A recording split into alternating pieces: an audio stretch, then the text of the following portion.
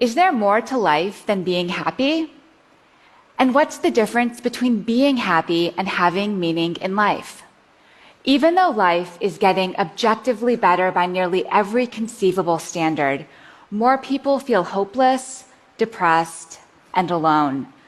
According to the research, what predicts this despair is not a lack of happiness. It's a lack of something else.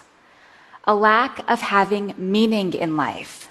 Many psychologists define happiness as a state of comfort and ease, feeling good in the moment. Meaning, though, is deeper. The renowned psychologist Martin Seligman says meaning comes from belonging to and serving something beyond yourself, and from developing the best within you. Our culture is obsessed with happiness, but I came to see that seeking meaning is the more fulfilling path. And the study showed that people who have meaning in life, they're more resilient, they do better in school and at work, and they even live longer.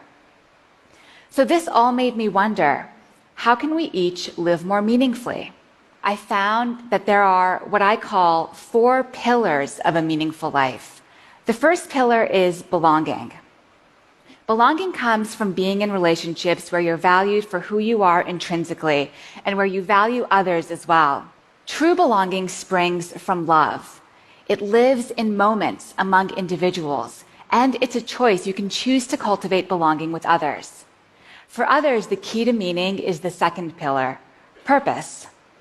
Now, finding your purpose is not the same thing as finding that job that makes you happy. Purpose is less about what you want than about what you give.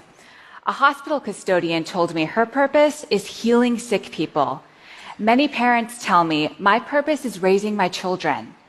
The key to purpose is using your strengths to serve others. The third pillar of meaning is also about stepping beyond yourself, but in a completely different way. Transcendence.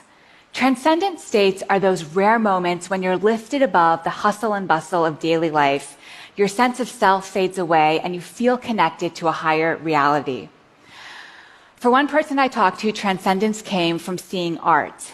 For another person, it was at church. For me, I'm a writer, and it happens through writing.